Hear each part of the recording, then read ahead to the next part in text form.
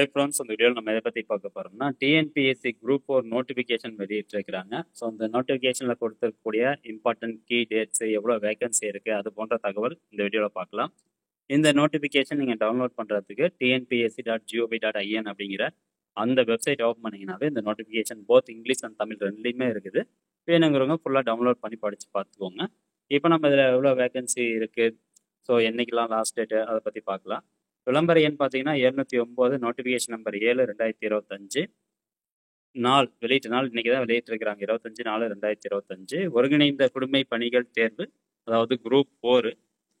So முக்கியமான அறிவுரைகள் கொடுத்துருக்காங்க பாருங்க. ஃபர்ஸ்ட் நாட்கள் கொடுத்துருக்காங்க. அறிவிக்கை நாள் அப்படிங்கிறது நோட்டிஃபிகேஷன் டேட்டு. இணையவழி விண்ணப்பத்தை சமர்ப்பிப்பதற்கான கடைசி நாள் மற்றும் நேரம் பாருங்க. மே 24ஆம் தேதி நைட்டு 11:59 சப்மிட் பண்ணக்கூடிய அப்ளிகேஷனை மட்டும்தான் அவங்க எடுத்துக்குவாங்க. அதே மாதிரி விண்ணப்ப திருத்த சாளர காலம், நீங்கள் அப்ளிகேஷன் சப்மிட் பண்ணதுக்கப்புறம் அந்த அப்ளிகேஷனில் ஏதாவது தப்பு பண்ணிட்டோன்னு நினச்சிங்கன்னா அது கரெக்ஷன் பண்ணுறதுக்கு டைம் கொடுக்குறாங்க. 29/5/2025 31/5/2025 வரைக்கும் டைம் கொடுக்குறாங்க. அதே மாதிரி தேர்வு நடைபெறும் நாள் மற்றும் நேரம், எக்ஸாம் டேட்டும் கொடுத்துட்டாங்க. 12/7/2025 காலைல 9 மணிக்கு எக்ஸாம் ஸ்டார்ட் ஆகுது. 9:30 12 வரைக்கும். ஜூலை 12ஆம் தேதி எக்ஸாம் நடக்குது. எக்ஸாம் டேட்டும் கொடுத்துட்டாங்க. யாரெல்லாம் ஒன் டைம் ரெஜிஸ்ட்ரேஷன் பதிவு பண்ணி வச்சிருக்கீங்களோ அவங்க மட்டும் தான் ரெஜிஸ்ட்ரேஷன் பண்ண முடியும். அதே மாதிரி அப்ளிகேஷனில் ஏதாவது அப்ளை பண்ணிட்டீங்க, தப்பு பண்ணிட்டீங்க அப்படின்னா அவங்க கொடுத்துருக்கக்கூடிய அந்த 29 to 31ஆம் தேதிக்குள்ளே நீங்கள் கரெக்ஷன் பண்ணணும். அதுக்குள்ளாரையும் நீங்கள் கரெக்ஷன் பண்ணலை அப்படின்னா ஒன்றுமே பண்ண முடியாது. அதுக்கப்புறம் அப்ளிகேஷன் ரிஜெக்ட் ஆயிரும். இப்போ காலி பணியிடங்கள் பார்க்கலாம். கிராம நிர்வாக அலுவலர் விஏஓ பார்த்தீங்கன்னா பதவி குறியீடு 2025. மொத்தமாக 215 வேகன்சி இருக்கு. இளநிலை உதவியாளர் 1621 வேகன்சி. இளநிலை உதவியாளர் பார்த்தீங்கன்னா ஆதி திராவிடர் மற்றும் வனத்தோட்ட கழகம் மொத்தமாக 11 வேகன்சி கொடுத்துருக்குறாங்க. இளநிலை உதவியாளர் தமிழ்நாடு அமைச்சு பணியில் பார்த்தீங்கன்னா 239 + 46 வேகன்சி கொடுத்துருக்குறாங்க.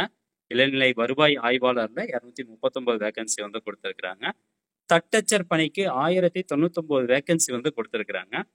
அதே மாதிரி சுருக்கெழுத்து தட்டச்சருக்கு பார்த்தீங்கன்னா இதில் கொடுத்துருக்காங்க பாருங்க. ஒவ்வொரு டிபார்ட்மெண்ட் வாரியாக கொடுத்துருக்குறாங்க, துறை வாரியாக கொடுத்துருக்குறாங்க வேகன்சி. நேர்முக எழுத்தர், அதே மாதிரி உதவியாளர் தமிழ்நாடு மாசு கட்டுப்பாட்டு வாரியத்தில் 54 வேகன்சி. கள உதவியாளர்ல 19 வேகன்சி கொடுத்துருக்காங்க. தென் நெக்ஸ்ட் வனக்காப்பாளர்ல 62 வேகன்சி. அதே மாதிரி ஓட்டுநர் உரிமத்துடன் கூடிய வனக்காப்பாளர், ஸோ இந்த தடவை செப்பரேட்டாக கொடுத்துருக்காங்க. டிரைவிங் லைசன்ஸ் வச்சுருந்தீங்க அப்படின்னா அதில் 35 வேகன்சி. தென் நெக்ஸ்ட் அப்படியே கீழே பார்த்தீங்கன்னா மொத்தமாக 3935 வேகன்சிஸ் கொடுத்துருக்குறாங்க. இந்த நோட்டிஃபிகேஷன் டவுன்லோட் பண்ணுறதுக்கான அந்த பிடிஎஃப் லிங்க் நான் டிஸ்கிரிப்ஷனில் கொடுத்துட்றேன். ஃபுல்லாக படித்து பார்த்து நீங்கள் அப்ளை பண்ணுங்கள். நாளைக்கு நம்ம சேனலில் வீடியோ போடுறோம் எப்படி அப்ளை பண்ணுறது அப்படின்னு. ஸோ ஃப்ரெண்ட்ஸ், இந்த தகவலை முடிஞ்சவரை நிறைய பேருக்கு ஷேர் பண்ணி விடுங்க. ஏஜ் லிமிட் பார்த்துக்கோங்க. ஏஜ் லிமிட்டும் வகுப்பு வாரியாக கொடுத்துருக்குறாங்க.